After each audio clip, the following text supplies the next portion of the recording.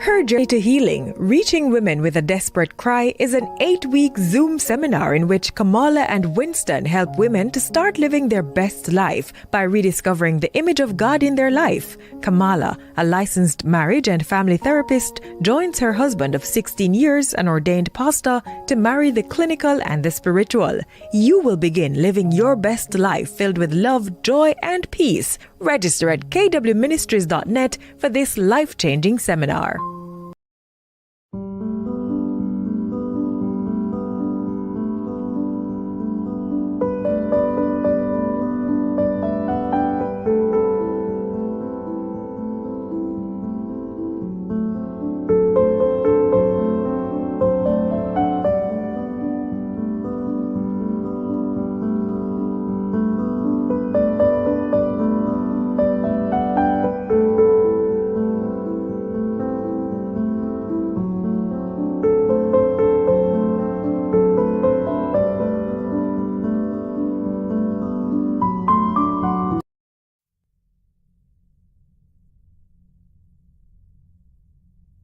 So anxious resistant. So remember there were 4 categories, right? Mm-hmm. So anxious resistant kids were on the opposite end of the spectrum.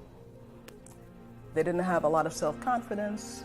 They really clung to their caregivers, whether it's parents. When I say caregivers, I mean parents, grandparents, just old people in their lives who were, really part of that initial bonding experience. For these kids, they tended to have really exaggerated emotional reactions to stuff, but they also kept the distance from their peers. How did this translate into adulthood? That translated into anxious, preoccupied adults. Mm-hmm. And so they kind of formed less secure bonds with partners and feel really desperate for love and affection.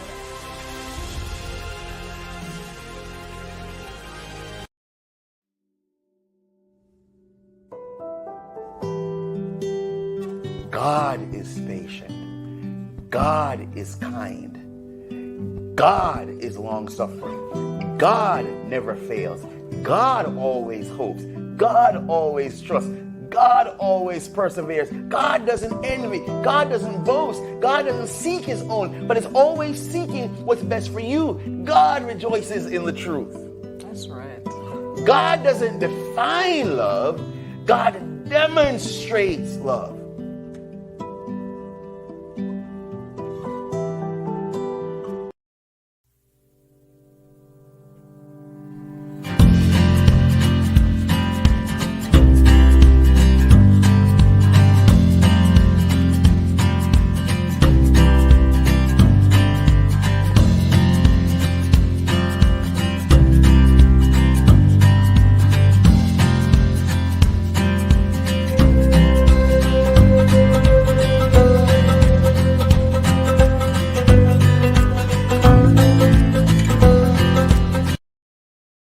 Hey, Pastor, I finished the book last night. Oh my goodness. Man, I'm gonna have my niece read it some more today. But I couldn't put it down. What a powerful read. Your daughter did a phenomenal job in that writing. That was so good. Oh, the story was so, I could put myself in it in so many different ways, and wow, it was well written. I mean, I could not put it down. I was up with that book till midnight last night. I was like, whoa, I'm not putting it down. I was like, I wanted more. And I really love how she incorporates her spiritual life and you know, the choices that she make.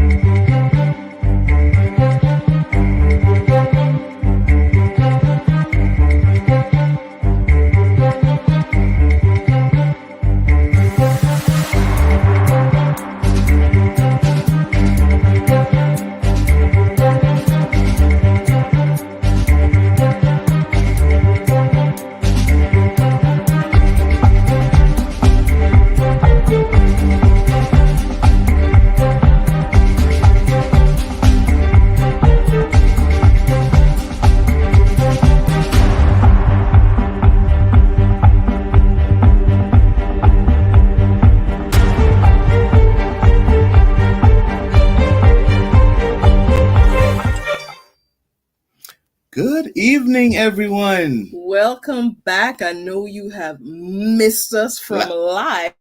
That's live, right? We're doing replays. But we're excited to be back here again for our awesome Monday nights with KW. I am super excited about tonight. and I'm excited about the discussion. Yes. I don't know if exciting is the word to use based on what we're going to be talking about, but I think it's a very important conversation. So, how are you doing, Kamala? What is KW? Get us up to speed. All right. If you are joining us for the very first time, KW Ministries is a passion-driven ministry. There you go. Passion-driven because we discovered in our own lives that, guess what? Sometimes you have challenges. Desperate cries. Desperate cries. And sometimes as you navigate those desperate cries, you can actually find yourself on a healing journey instead of a journey of more desperation. That's right. That's right. And so out of that, we wanted to come together and we wanted to explore with people just like us, people like you, what it meant to journey through something really challenging and get to the other side of that. And we've had some really great discussions. I feel like we've talked to so many people about their life's journey, things that they've been through, things that they've experienced, and not necessarily how they've gotten to the other side, because some of our guests have been mid-journey. Yes. That conversation, to be able to walk alongside each other, to have those vulnerable conversations, like to move from one aspect of my life to another. And so our ministry is just about having a platform together. That's right. That's right. The point of our our shop, our Monday night discussion, is that not just are we having conversations, but we're actually inviting people to visit net. Took over from me this time.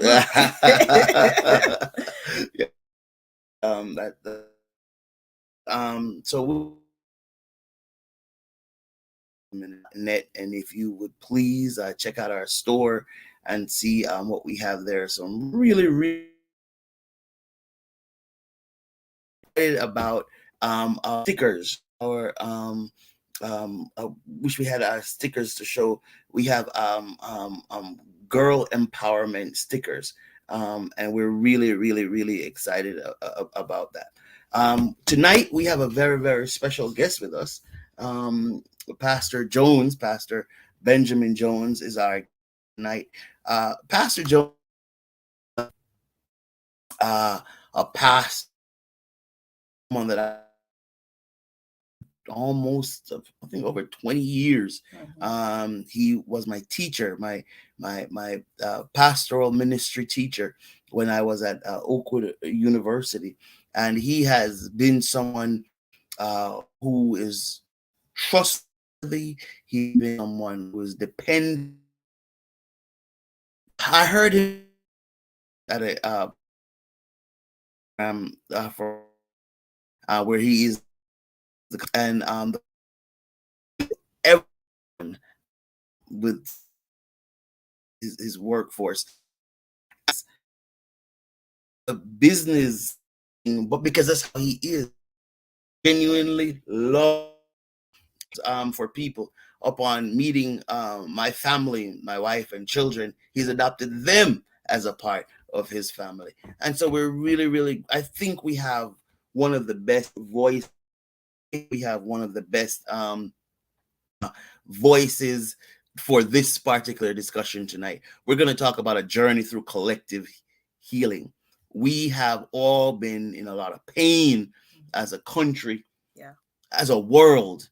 And tonight we're going to talk about that with Pastor Jones and talk about how do we go about healing. So we would like to give away, we want to give away I'd like to make the prize, Kamala. It's a comment as we're discussing tonight, as we're interacting with Elder Jones, you to ask, make comments, and the more you comment, is the more likely you are to win. Right. Comment, and then the end of it, we'll do is we'll put your name in. Annika will put in a little raffle. Our little raffle.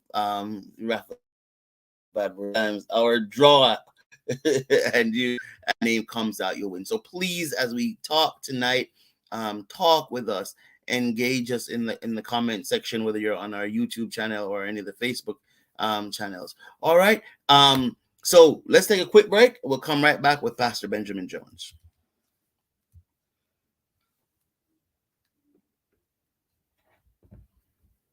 Or maybe we're not going to take a break. I created the Sickle Cell Coloring Book for Kids because just like you, I was worried about my child's sickle cell diagnosis. I had so many questions that I needed answered. This coloring book answers how sickle cell affects the body. It shares terms that will help you understand what's going on so you will be empowered.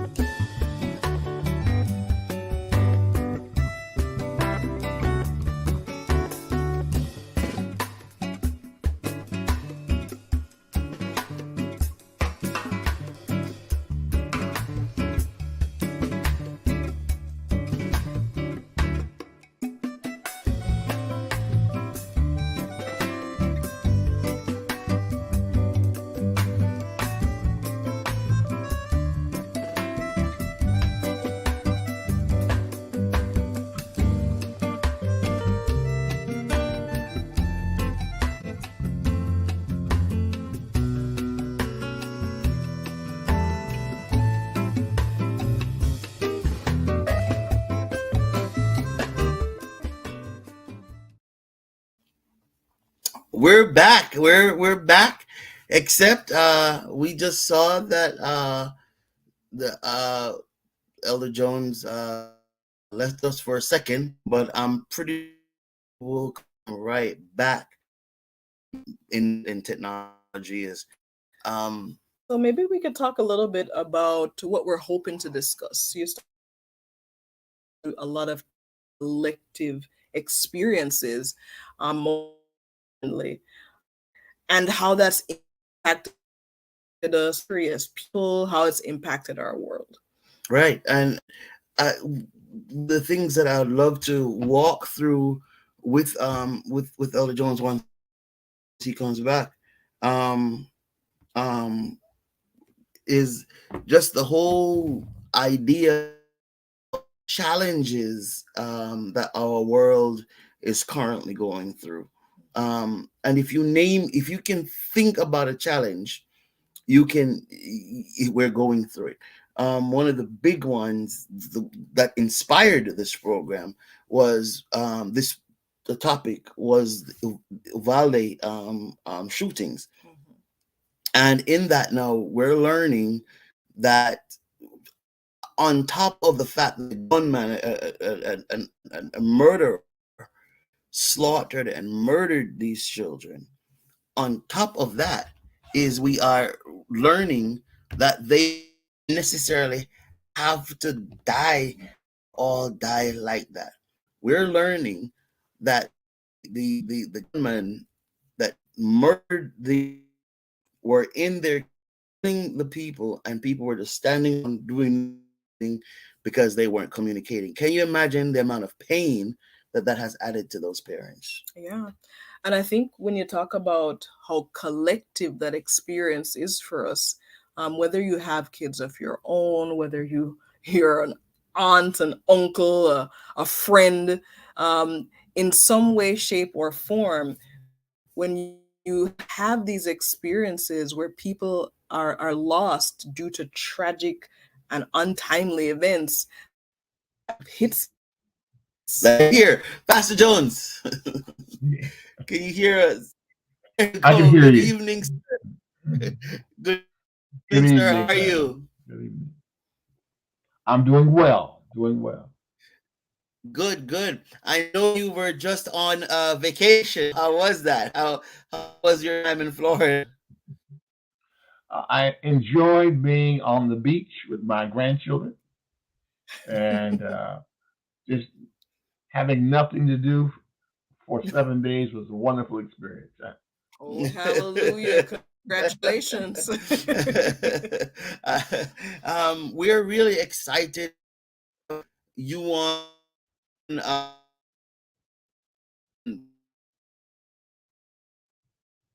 your voice. You're coming and going with me. Yes, I got there's the internet is misbehaving. But but what we wanted to talk with you about, sir, is the collective grief that we're going through. And what do we mean by the collective grief that we're going through?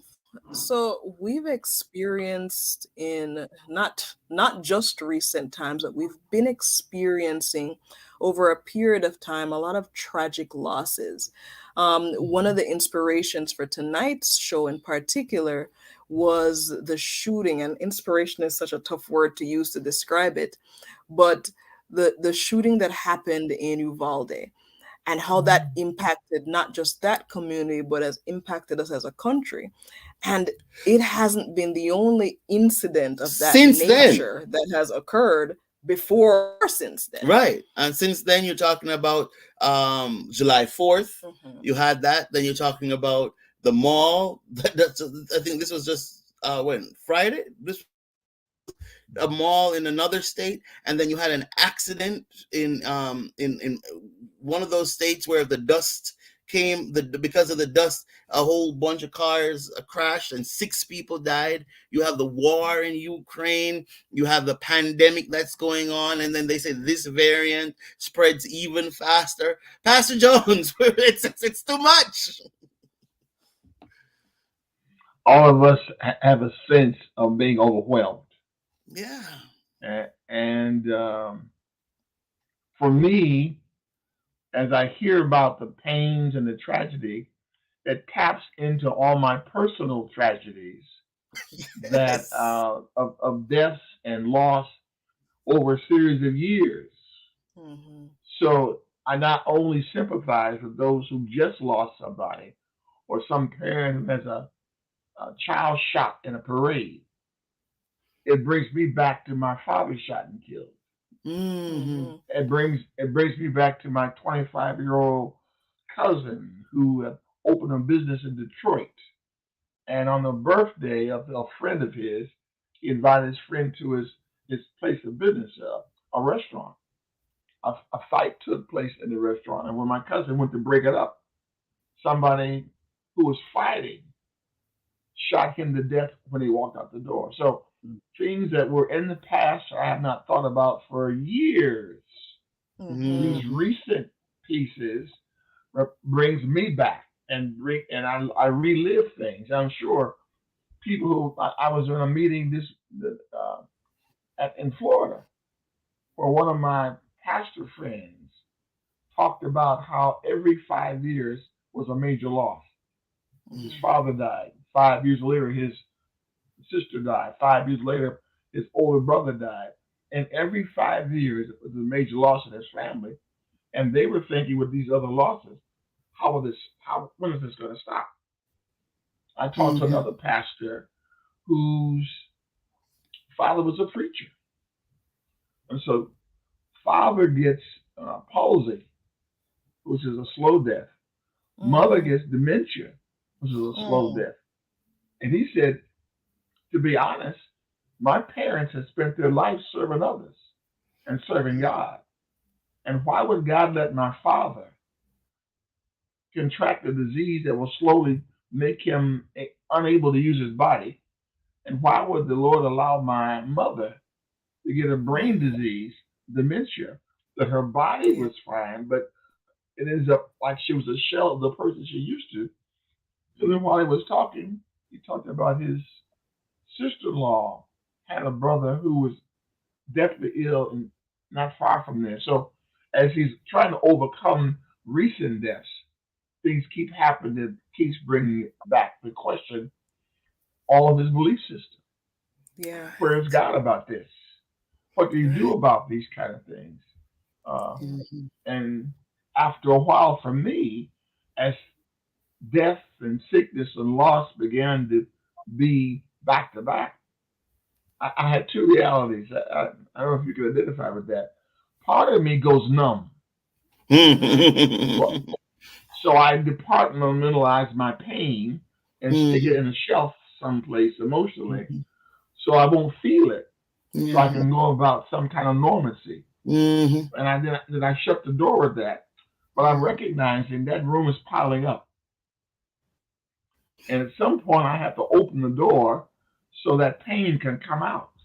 But Yeah. because I can't control that pain and I can feel the pressure on that door, I just keep putting stuff in there versus saying one day you have to deal with that piece. Yeah. But my other challenge as a preacher is that I am ministering to other hurting people.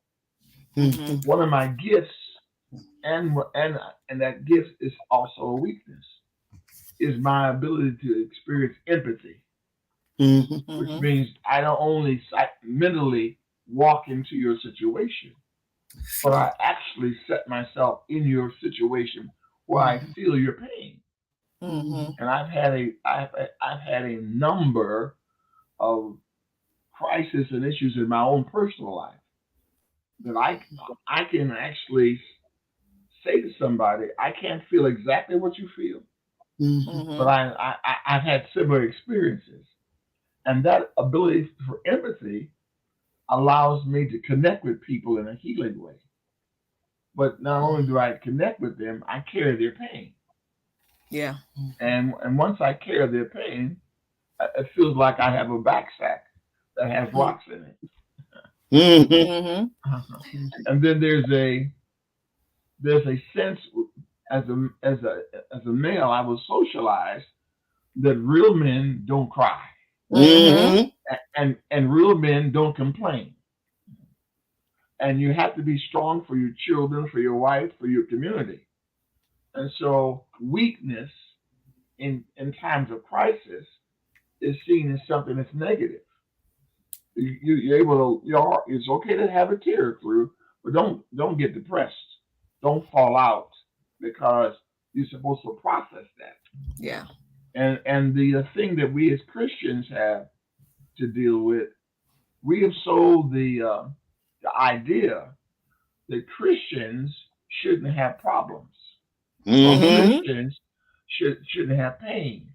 And so if you're having problems, we fall back into the Old Testament idea that the reason you have problems is you bad. You must have done something to have problems. Yeah. If you're really praying right, if Mm-hmm. you're reading your Bible every day, if you're going to church every weekend, if you're serving others, you wouldn't really have that because Yeah. the God that they talk about is a rescue God that comes in like Superman and wipes things away and makes everything well. Mhm. Well, when I read the Bible, that's not the biblical Bible God I know. He Mhm. doesn't come as a Superman to rescue you from the consequences of a sinful world, but promises that he'll walk beside you through all your pain. Um, Wow.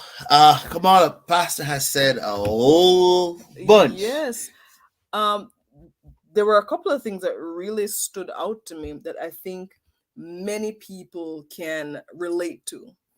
First of all, it's talking about how the collective experiences that we have trigger our own internal past history Yes. and what that creates in terms of kind of the emotional, I don't want to use the word baggage, but the emotional backpack, if you will. Right. He said the rocks. The You can't. rocks, Right. yeah. And how challenging that is. I'm thinking about the shootings. Well, somebody who lost a child Yeah. through that, then that triggers that for that person.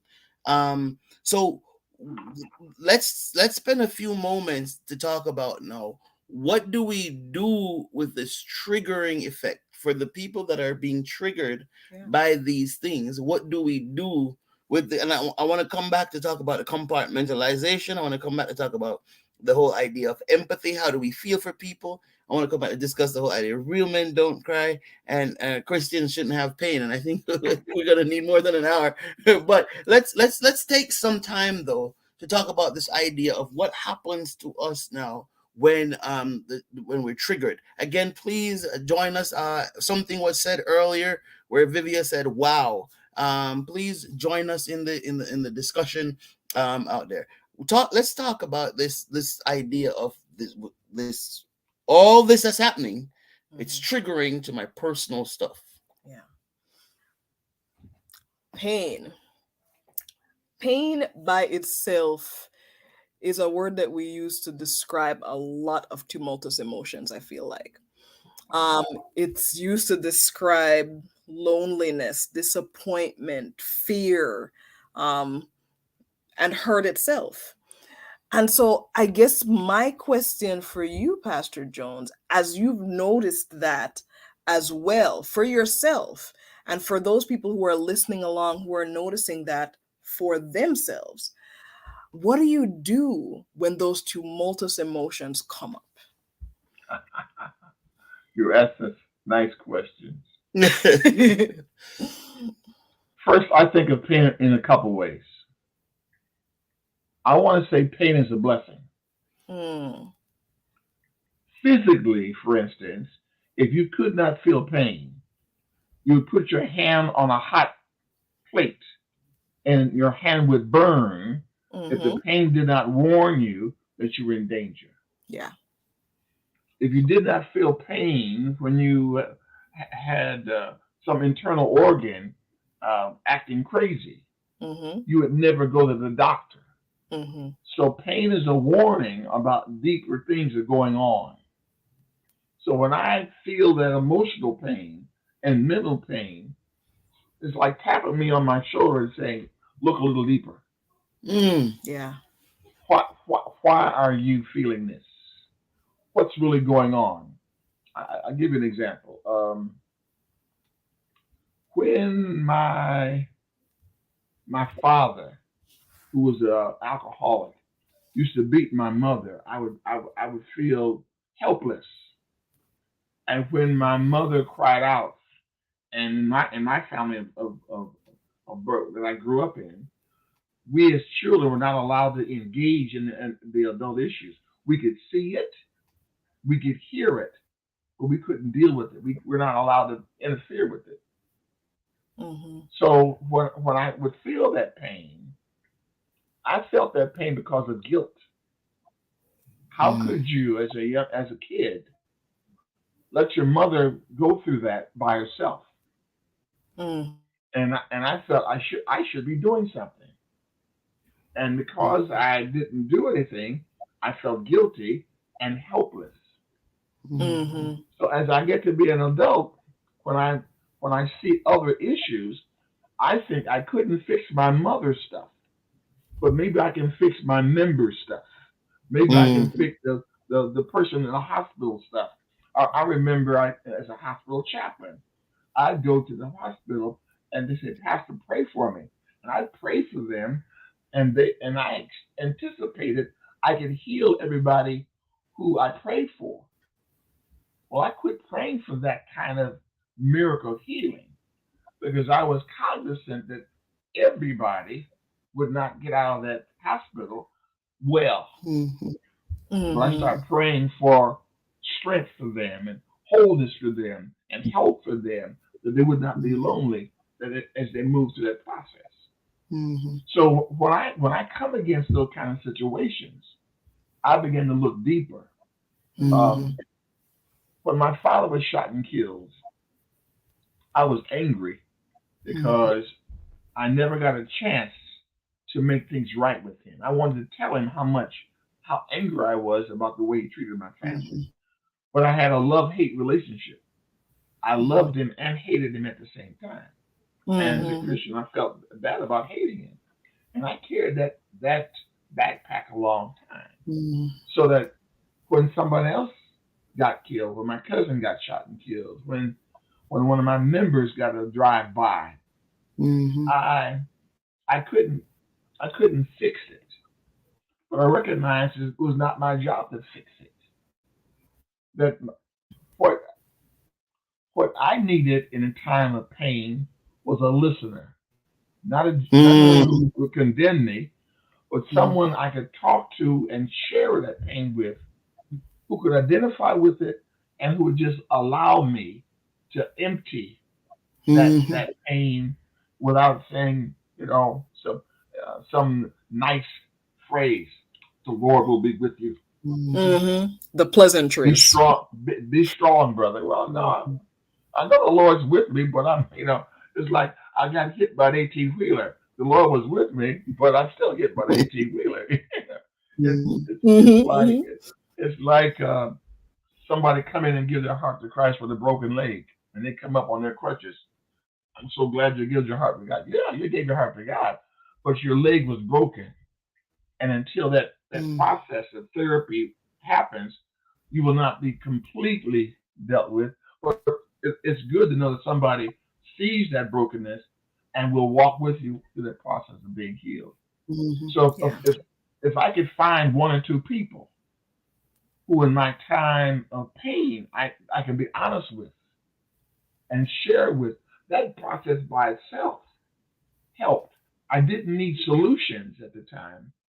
I need compassion and caring. And so I've learned the ministry of presence. When somebody dies or something happens, when I was a chaplain, I could walk into a room. I remember a family was on their vacation, and their oldest girl, about 15 and 16, got sick. And so the father took the daughter to the emergency room while the rest of the family was already packed to go on this vacation. They thought she had gas or something light, and the doctor would give her some medicine. That child died 2 hours later. That family was devastated. I knew them well.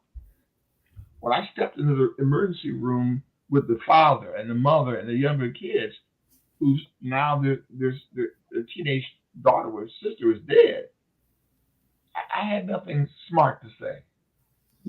But I held the mother while she cried. I sat by the father while he cried. And I embraced the children, the younger children, while they cried and shook. And I made a safe space where they could allow their emotions to pour without any kind of condemnation and without any kind of me giving them some little short answer. After it was all over, they thanked me for what I had done. And all I had done was to be there. Right. And people have not really recognized the power of being present in somebody's pain. Not just hearing them, but actually being there for them and allowing them to, whatever way they want to deal with their grief, to deal with it. So, Kamala, I heard a few things that I want for you. As we grieve collectively, I hear Pastor Jones say two things. One, we need to express. Yes. We need to talk. We need to speak about what it is that we're feeling. But then I heard him say a second thing. We need to be there for each other. Vivia just said sometimes presence is all that is needed. Is all that's needed, right? So that's what I hear, that as we go through these tragedies, we need to be able to express ourselves. What I'd like to ask is, what are some of the things that we need to, how do we express ourselves? Many of us don't know how to express ourselves. How do we express ourselves? I would caution to say, before we get to express ourselves, is to recognize that in that initial moment of grieving, sometimes there are not words. Articulate in that moment. Right. I would say before we even get to make room for each other in the way that Pastor talked about, in terms of creating a space where it can happen. So here's the question, Pastor Jones. As we grieve collectively and from a pastoral and a spiritual perspective, Kamala just pointed out that sometimes we're not able to articulate what it is that we're feeling. Go a step further. in not being able to articulate what we're feeling, many times we say the wrong stuff. Many times we say we hate God, or where is God, or what kind of God is this, or God is not real, when we're going through. My 14-year-old, Pastor Jones, asked me the other day, Dad, could it be that we made up Jesus to make ourselves feel better as we go through these very difficult and challenging stuff? How does the church give room?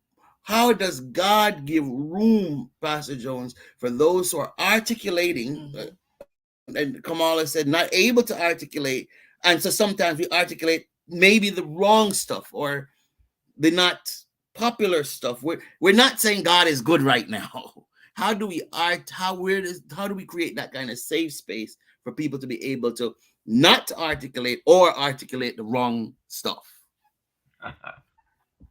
You're asking easy questions. First, I want to go back to this. When somebody's having pain and going through stuff, we have to be careful that we don't rob them of the moment. What I'm talking about. You have a crisis. Your child is sick. I come into the presence. Oh, your child is sick, Pastor. You know, my child was sick like that in 1925. And so now I talked to you about my child being sick. I never stopped to hear what you had to say. And so I stole the moment from you. I told you about my child being sick and about my victory, and that child was doing well. But that didn't help you, because I gave you no opportunity to be. This is your moment. Yeah. In your moment, you should. I find that there's more talking by nonverbal language than verbal language. So it's not required to say something. So if I walked into your presence and you were deeply grieving and about to cry, I wouldn't tell you not to cry. If we were close enough, I would come and just hold you and let you cry on me. And ask you if you want to talk. You may want to talk, or you may not want to talk. It's your moment. What do you need in that moment? You may be ready to cuss God out.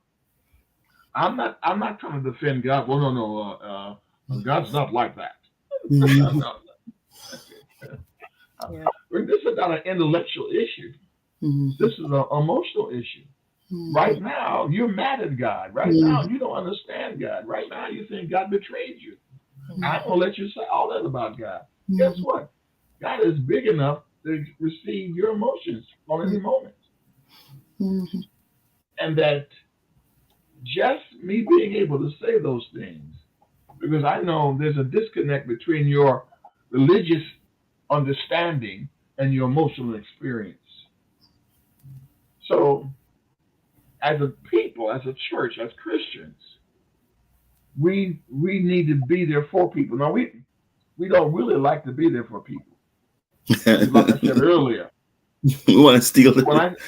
When I step into your situation, it brings me back to all my situations, and I haven't resolved my situations yet. So I'm gonna stay away from you, because now stuff I should have handled, I'm reminded about that, and now I'm feeling stuff I thought I was okay with. So the other piece is, what really helps me is my worldview and biblical background that says, because bad things happen today does not change my mind about God, because I've had such track record with God over, I'll be 75 in September. All kinds of stuff has happened to me in these 74 years. And I keep track of how God's doing. I take score how God's doing. And based on my score, he comes up pretty good. In fact, he wins more than loses for me. And then when I look back to how I responded to issues, he always sent somebody. Um, when my father died, my mother was only a marginal Christian. My pastor, who was not her pastor, stepped into that experience and protected my mama, was with her every day until they buried my dad. She never forgot that this pastor, who was not her pastor, became her friend. Yeah. He didn't preach a sermon to her. He didn't share the state of the dead with her. He just showed up at the house, and he became insulated her from people who were coming in to our home trying to take advantage of her. Answered the phone for her, gave her the space for her to try to make the emotional adjustments. She never forgot him for that. He moved on to some other place, but in her estimate, he was one of the greatest men that ever came to her, because in a time of crisis, he was there for her genuinely, and for me. So, in a collective way, we have to be sure we have to be mindful that moment is their moment, not ours, and we allow them to do and be whatever they need in that moment. Now, there will come a time they'll ask you some questions, but when those questions come, you've got to give honest answers. You got to say it's okay to be mad with God. You can cuss him out if you want to. Just at the end of all your emoting, remember that he's the same God who helped you through the last crisis, and that as you look at as you look at the Bible, you recognize, if I had written the Bible, I'd only written the good stories.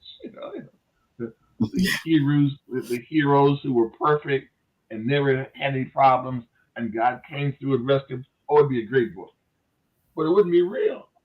The Bible is real. Here's David, great killer Goliath, but he's also an adulterer, a murderer, had a host of women. God shows everything, and still God loves us. And then in the book of Job, it talks about the agency behind the darkness, whose outside of consequences is working against us. So my worldview helps me to understand some of this stuff happens because of me. Some of this stuff happens because of the nature of this world around me. Some of this stuff happens because the devil is coming at us. But at the end of the game, the Bible says God is still good and still just, and will work that thing out. And I've seen the Lord actually, for me, work things out. For instance, Kamala, I didn't get a chance to talk to my dad about how I hated him. One day, the Lord impressed me to put a chair in a dining room, an empty chair, put my dad in that chair. And Winston, I talked to my dad for about 2 hours. And told him everything that I would have told him if he was alive. Then I cried. But when I got to emptying that garbage that I'd been carrying since I was 18, I was free. It was the Lord who told me. No doctor. I didn't have the advantage of having a tremendous person like your wife available to me at that time. I didn't have common sense. But the Lord who counseled me, directed me to how to my healing. And I'm seeing that happen over and over again. And then as we learn stuff about situations and broader facts, sometimes it doesn't change the pain. It helps us understand. Yes. And that helps. So that alcoholic person who beat my mother, I recognize that my father never had a father. And he only had an 8th grade education. So his way of healing his own pain was to drown it in alcohol. And so he couldn't deal with life's reality. He had no tools. No one taught him about God. Everybody who was religious in his background were hypocrites. So he was doing the best he could with what he had. And when I understood that after he had died, it helped me handle it better. It didn't stop the pain. It didn't stop the myth and the brokenness that came from it. But I recognize now that he was a victim also, Yeah. besides being a victimizer. Mm-hmm. And so That's- those kinds of things assist us as the Lord unfolds things to us. Mm-hmm. That's good. That's real good. I heard him say that when somebody is going through pain, it's not time for a Bible study,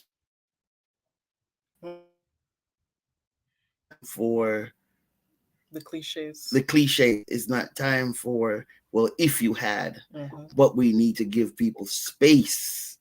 And when come around to ask the questions, then Vivia said, allow persons to invite you into their moment. I heard him say, importantly, don't steal the show. Yeah. It's not my time to talk about. There's something that he said, Kamal, that I'd like for you to explore a little bit for us clinically, because I think we talked about something similar to this in a different way. Is that empty chair? Is that empty chair? Comment on that a little bit. I thought that was such a beautiful thing that you shared, Elder Jones, because that is something that is so healing when you haven't had the opportunity to express things that you needed to say to somebody who is already gone.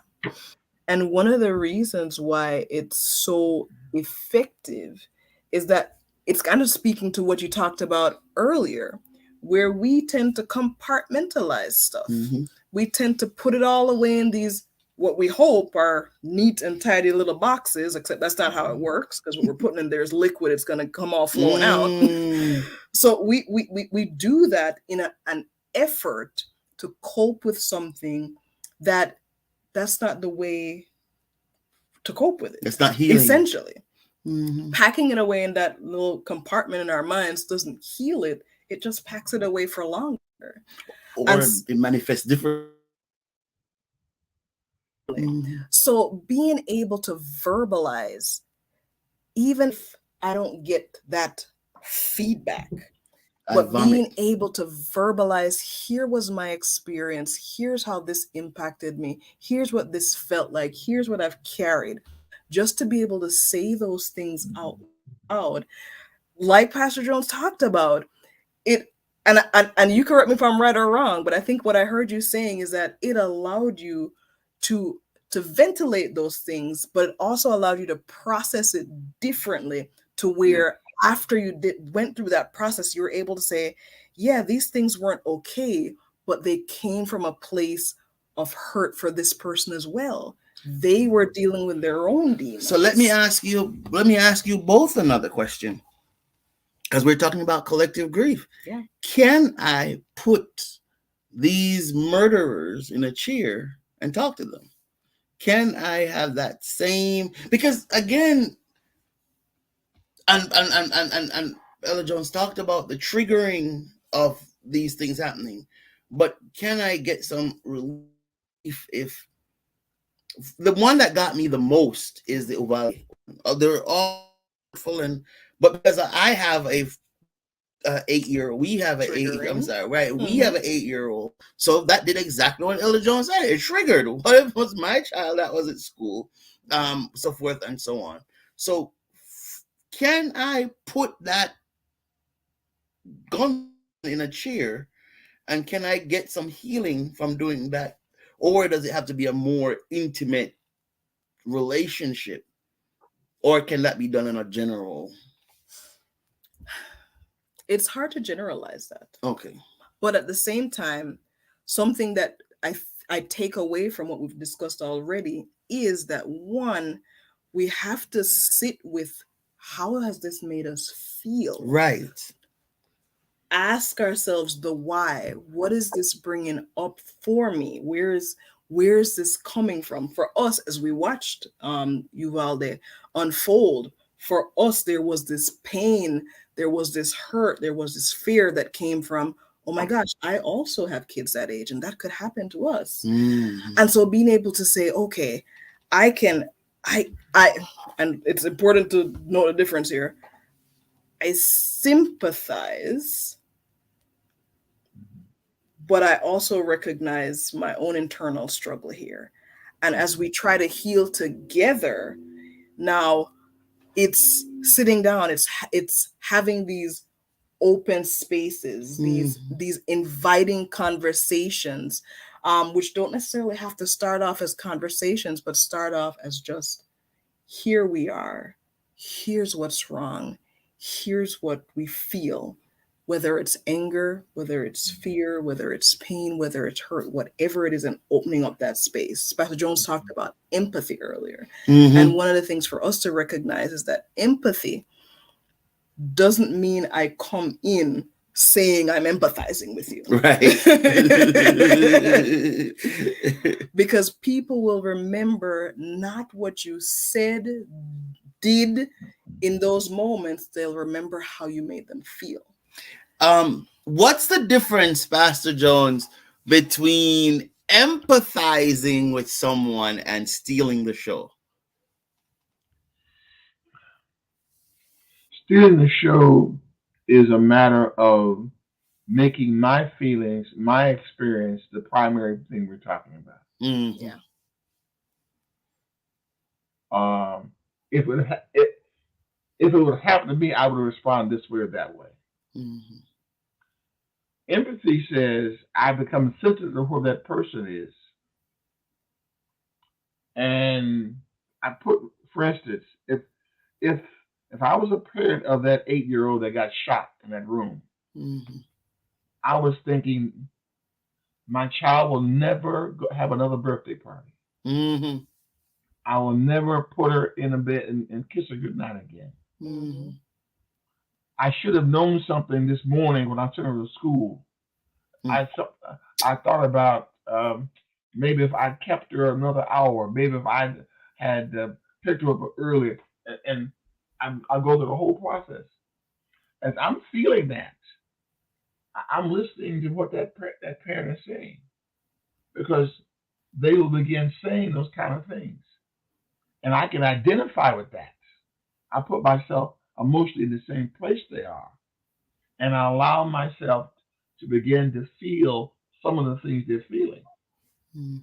What blesses us with past experiences, when you had tremendous loss and tragedies in your own life, you don't have to make up stuff.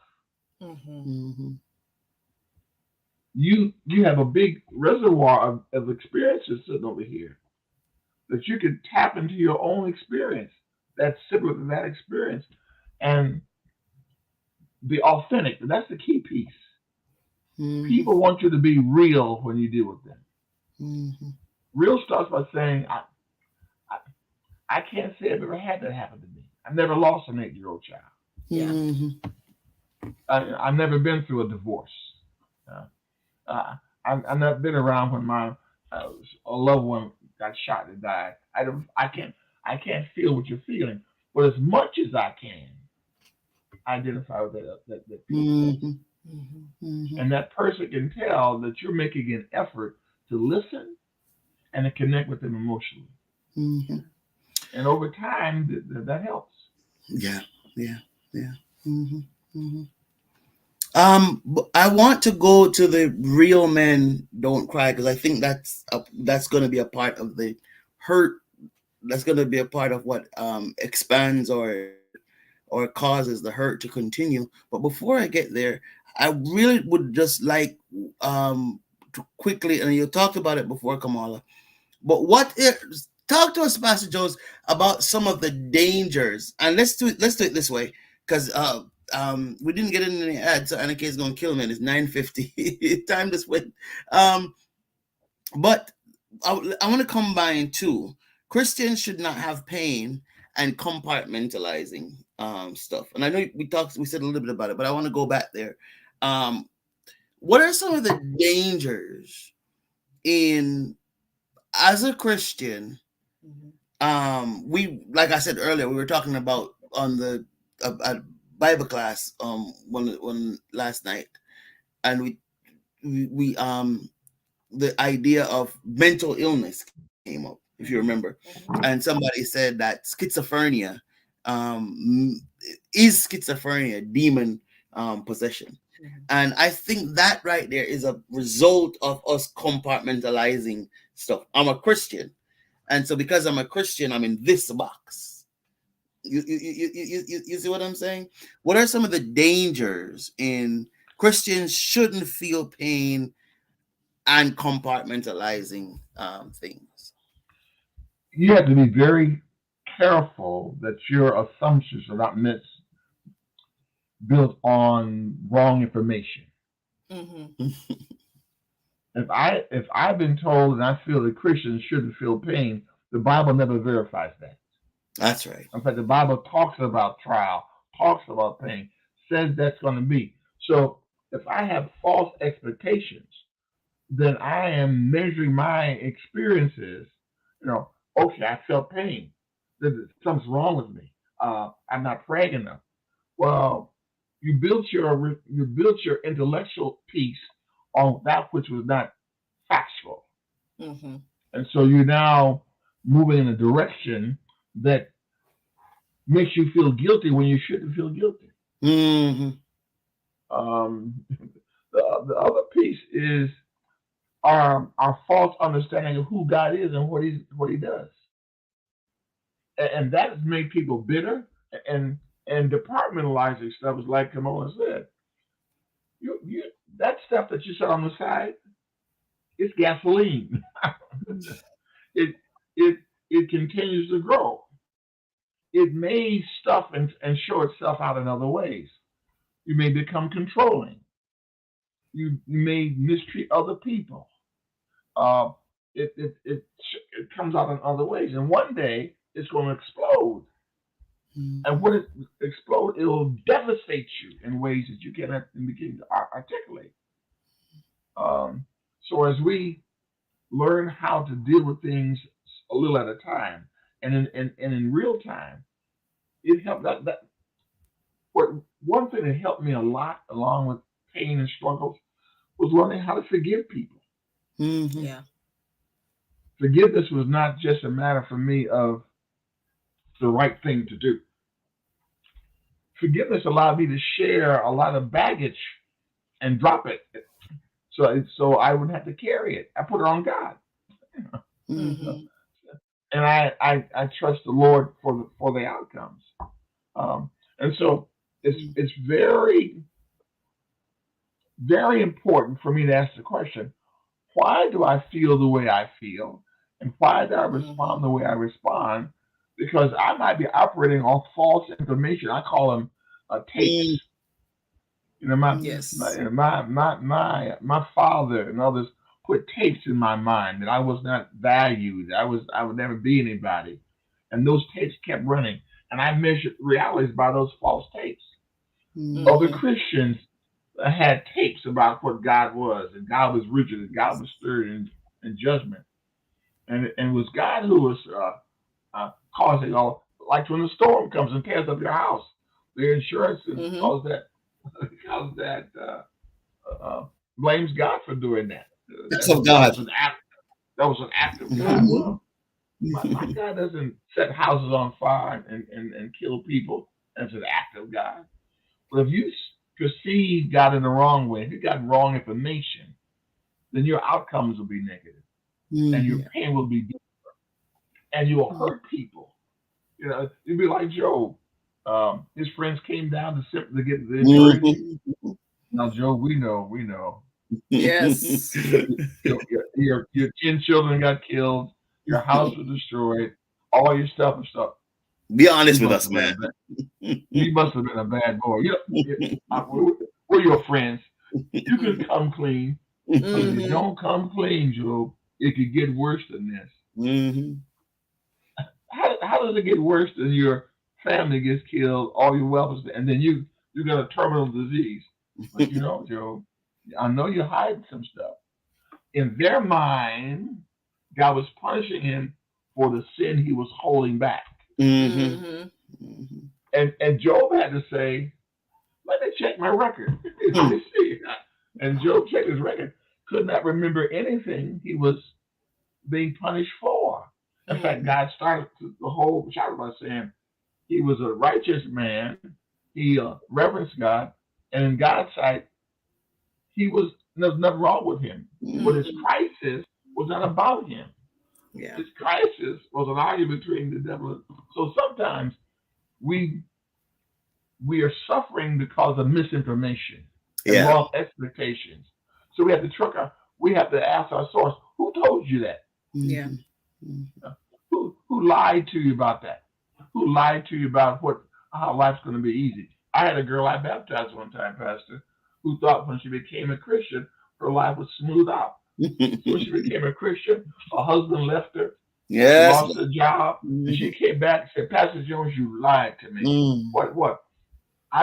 You told me when I got Jesus, I'd have everything. But when I got Jesus, I lost everything. And she was bitter at me and God because her expectation was when she got Jesus, she would get money, her husband would act right, her kids would be fine, she'd get a promotion.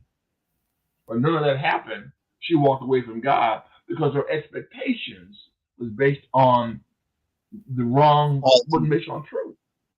Yeah. So a lot of pain comes from our expectations and what we believe. I think that was very instructive, Yes. Kamala. Let me ask you this question. Let me ask us this question. And we don't. The time is. We only have 3 minutes left. But let me ask us this real quick question. As we're going through these turbulent times, as we're going through these troubling times, and these just horrible times, Pastor Jones, I'm gonna ask you to just please take the last 3 minutes, 4 minutes, and please just talk to us about our expectations. What are we, as we go throughout these challenging times, and while we do want for gas prices to come down, and we do want for the housing prices to come down, and we want for things to get better, talk to us about, from your biblical worldview, the times we're living in and how to ride them out. Would you just talk to us about that for a few moments? Bible talks about trials and temptations and struggles as building perseverance, endurance, and a clear understanding of where God's at. So that as I go through stuff, and the key word is through stuff. I had sickness, I have death, I have crisis, but I look back, I survived it again and again and again. I tried what God said, and it worked. And when it works more and more, I begin to say, the last thing didn't kill me. This thing won't kill me. And the next thing, because the Lord's promises, I will never leave you nor forsake you. I will support you. I won't take my hand off of you. I've watched that happen as an experience. And this is the key. You got to move from biblical stuff that you read and biblical stuff that you lived. And as you live some things and go through some things and survive some things, it builds up in your mind. Well, it's like muscles. You grab a 25 pounds and you work at 25 pounds. After a while, I'm bad, Camilla. I can lift 25 pounds. Well, so you haven't stretched your muscles yet. So I put the 25 pounds down. I pick up the 50 pounds. Oh my God, I'm going to die. Because I worked at 50 pounds after a while. They're as light as the 25 pounds. But when I drop that, I take the 100 pounds. What's happening is I stretch my muscles out, I break them down, and my muscles build up in the difference. And so after a while, my muscles continue to build because they're being stretched. I get buffed. But it took the stretching and the weight to buff me. My faith with God is the same. I've got to go through some things. You can't have a testimony without a test. And you have to recognize that the Bible tells me that God knows my breaking points and will not allow me to come to a place of my breaking point. So if it comes at me, he must have checked it out before it got to me. And so I quit asking God now why. I now ask God, what you trying to teach me? Mm. And when it comes at me, because he's been so consistent, I tell the devil, I don't have the answer, but you're messing with the wrong boy. Because my God's gonna get on you. So I sit still and allow the Lord to show me about myself, and show me about the world around me. Things are not going to get better because we're watching men reject the covering of God and moving away from God's guidance for happiness. And so the consequences of that is I move away from God's formula for happiness and wholeness. I'm going to be more broken and sad. And we're in a world that's going to be more broken and sad. But the God who gave me the guidelines for happiness says, as long as you got me, I'll get you through this. That moves from being a theory to the way to live. And God has never failed me. He never told me that I wouldn't have pain, but he told me I'll go through. And I've gone through so many things,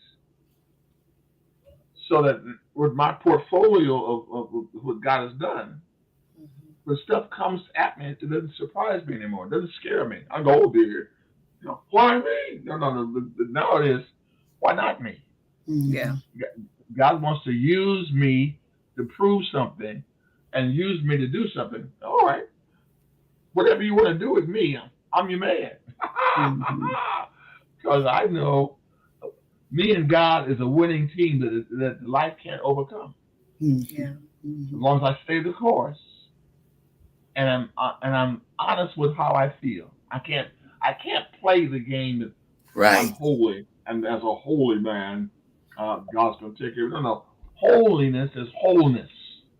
Yes. And God has moved me from a place of brokenness to a place of security, an internal security that my outside circumstance cannot overcome. If that makes sense. Oh, it made a lot. Not only did it make a lot of sense, come on, there's a lot more. So much that we could talk about. So, Pastor Jones, my prayer is that you'll join us again another time, please, and let's continue this discussion. And one of the reasons, sir, is we didn't really get to Real Men Don't Cry, and where you said it to start. Pain is a blessing, and I wanted to drill down some more on that, on the blessing of being able to feel, being able to to see this stuff happening all around us, and we're not so callous, we're not so cold that we can't feel anything. No, so we didn't get a chance to drill down about that. And then of course the authenticity, but we've been talking about authenticity. I think Dr. Washington did an excellent job. Yes. So thank you. So go ahead, sir. I had to come back sometime because I want to deal with this thing about a blessing. One of the things that scare me is that we become so cold to things around us. The 10 kids get killed, and we go, that's terrible. And then we go to the next movie or turn the channel. Somebody could get burned out down a block from us. And we say, that's terrible. But it no longer causes us to move to action. We feel it for a moment, and then that's them not. And then we feel we have no obligation to meet those needs. Yeah. So I want to move from sympathy to empathy to compassion to being the solution for somebody. Yes. So you see, we have more to talk about. Yeah. We'll do that. We want to say thank you all so much for coming on, and I think it's safe for us to say that Vivian is going to get the sticker. I think she's the automatic winner tonight. Well, I mean, Marilyn, Annika, do you want to spin it, Ann, or what do you want? Somebody else came. We've got somebody in the running. You want to spin it, Ann?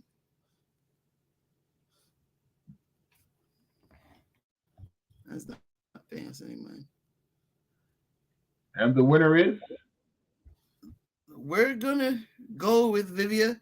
No, here she comes. There she comes. There she comes. There she comes. All right. Our names have been entered. Our comments have been entered. Let's see who is going to make the cut tonight. Sorry, you won't spin because we have to have a name. So the second person. You know who it is, and Okay. but it doesn't Oh, pick it it up. won't spin. I get you. I Yeah. get you. I get you. Okay. All right. So Doc, so the sticker goes to she's laughing at us. All right, so the sticker goes to Vivian. Thank you all so much for joining us tonight. We're so grateful. Those of you who came on late, just go back and watch. It's I knew it was going to be instructive, knew it was going to be transformational. So would you please go back and watch? For whatever reason, all of these are only coming in as Facebook user. There are no names to it, and so we apologize. We apologize for that. But since Vivian has been with us since 10 o'clock and has been talking to us since 10 o'clock, we're gonna send. That's right. We're gonna send her the sticker. So thank you all so very much for joining us tonight. Don't forget to join us next time, same place for Monday night with KW. Check out our store. Before you go, next week is going to be really good. Yep. We have a pastor/social worker, John Duke Hall out of Pennsylvania, and we're going to talk about a journey through accepting people, through valuing people, and this is coming out of our whole the LGBTQ community and people just having different ways of life and different beliefs from us. How do we the word that was used earlier was authentic. How do we authentically value people while maintaining our own spirituality? And so I'm really looking forward. It's going to be a tough conversation, but I'm looking forward to enjoying it with John. I've known him for years, so please come hang with us next week, Monday night. Pastor Jones, Dad, thank you so very much for being here. We're grateful. All right. Have a great night, everyone. We will see you next time. Thanks everybody for joining us. Viv will send you that empowering sticker. Thank you, Pastor Jones.